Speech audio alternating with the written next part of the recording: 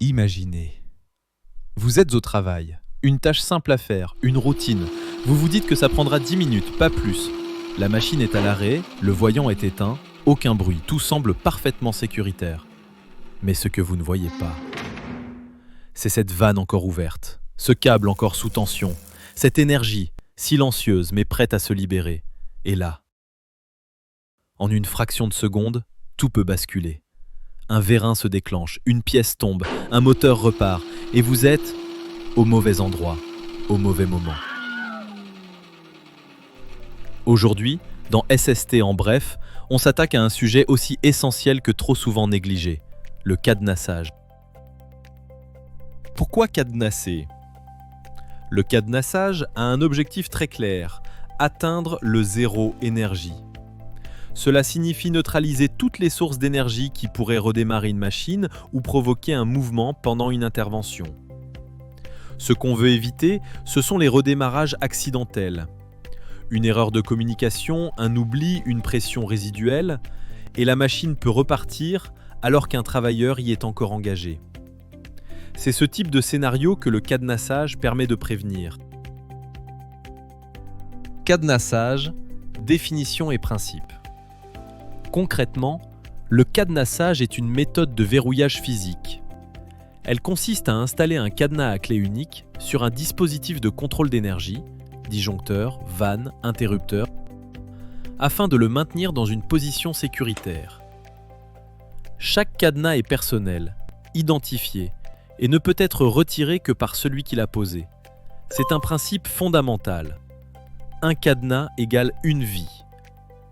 Pour encadrer tout ça, on s'appuie sur un document essentiel, la fiche de cadenassage. La fiche de cadenassage, c'est votre guide pas à pas. Elle identifie l'équipement concerné, les types de travaux à effectuer, les sources d'énergie impliquées, les points à verrouiller et surtout, les étapes précises à suivre. On y trouve aussi les tests de démarrage à réaliser, les validations, les signatures des intervenants et les instructions pour redémarrer l'équipement en toute sécurité une fois les travaux terminés. C'est un document officiel et il doit être rempli avec rigueur car il sert autant à vous guider qu'à vous protéger. Les risques réels d'un mauvais cadenassage. Les risques liés à une procédure de cadenassage incomplète ou bâclée sont nombreux et bien souvent silencieux. Un moteur électrique qui redémarre sans avertir. Une vanne hydraulique qui libère subitement un liquide sous pression. Une pièce suspendue qui chute simplement parce qu'un support a été retiré trop tôt. Un système pneumatique qui propulse une pièce à très haute vitesse. Ou encore une énergie résiduelle, une pression non purgée dans un tuyau qui se relâche sans prévenir. Le danger, c'est l'illusion de sécurité. Et le cadenassage est là pour vous empêcher de tomber dans ce piège. 9 sources d'énergie à contrôler. Lors d'une intervention, il faut considérer 9 types d'énergie. Certaines sont visibles, d'autres beaucoup moins. L'énergie électrique, bien sûr, un panneau mal coupé, un câble actif, une batterie oubliée. L'énergie pneumatique, présente dans les systèmes à air comprimé, peut causer des mouvements violents. L'hydraulique, silencieuse mais puissante, est tout aussi dangereuse lorsqu'elle est sous pression. L'énergie mécanique, stockée dans un ressort ou un arbre de transmission, peut se libérer sans prévenir. L'énergie gravitationnelle est moins souvent considérée, mais une pièce suspendue qui tombe, ce n'est pas une hypothèse, c'est un scénario réel. Les risques chimiques, eux, apparaissent lors de réactions entre substances. Elles peuvent produire des gaz, des flammes, voire des explosions. L'énergie thermique, avec la vapeur, les surfaces brûlantes ou les conduites chauffées, peut causer des brûlures graves. Le rayonnement aussi est à surveiller, qu'il soit ionisant, comme les rayons X, ou non ionisant, comme les micro-ondes, infrarouges ou lasers. Et enfin, l'énergie résiduelle, celle qui reste, même lorsque tout semble coupé. Chacune d'elles peut être mortelle si elle n'est pas identifiée, purgée et isolée correctement. La procédure de cadenassage, étape par étape. Une bonne procédure commence toujours par la sélection de la fiche appropriée selon le travail à effectuer. Ensuite, on rassemble les dispositifs de verrouillage, les cadenas nécessaires, et on informe les personnes concernées, notamment l'opérateur de l'équipement. Une fois la machine arrêtée, chaque point d'énergie identifié est physiquement verrouillé à l'aide d'un dispositif adapté, puis scellé avec un cadenas. Un test de démarrage est ensuite effectué pour confirmer que l'équipement est bien hors tension. La clé des cadenas d'équipement est ensuite déposée dans une boîte de cadenassage qui sera verrouillée à son tour. Chaque intervenant ajoute son propre cadenas personnel sur la boîte. Et ce cadenas-là, personne ne peut l'enlever à sa place. Une fois les travaux terminés, chacun retire son cadenas personnel.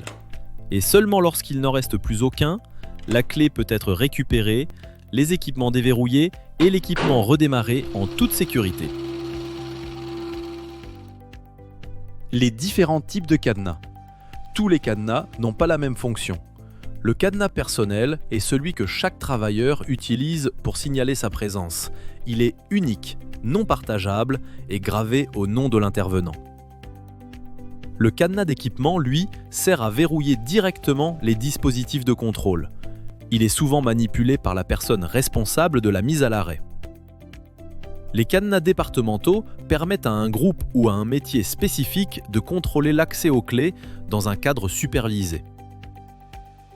Lorsqu'un sous-traitant intervient, on lui prête un cadenas d'emprunt temporaire, mais soumis aux mêmes règles de sécurité. Enfin, les cadenas de sécurité sont utilisés pour bloquer un équipement jugé non conforme ou dangereux, parfois pour une période prolongée. Les outils essentiels. Le cadenassage s'appuie aussi sur des dispositifs de verrouillage spécifiques. Il en existe pour tous les types de points de contrôle. Pour les vannes à volant, les disjoncteurs, les leviers, les panneaux électriques.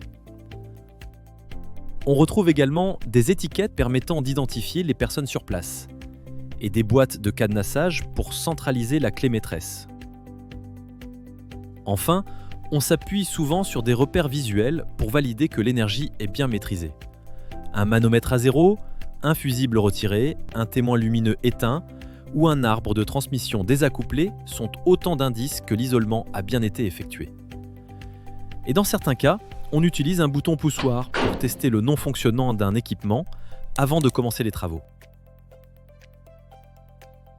Conclusion, le cadenassage n'est pas une étape à cocher, c'est un engagement. Un engagement envers vous-même, envers vos collègues, envers la sécurité de tous. Ce que vous bloquez avec un cadenas, ce n'est pas qu'une machine, c'est une chaîne d'erreurs potentielles. C'est un risque qui ne se produira pas. Alors, à chaque intervention, prenez le temps de bien faire les choses. Respectez la procédure, comprenez les outils, ne sautez aucune étape. Parce que dans le monde réel, le détail qu'on oublie, c'est parfois celui qui coûte le plus cher. Merci d'avoir regardé cette capsule de SST. En bref, on se retrouve très bientôt pour un autre sujet essentiel à votre sécurité.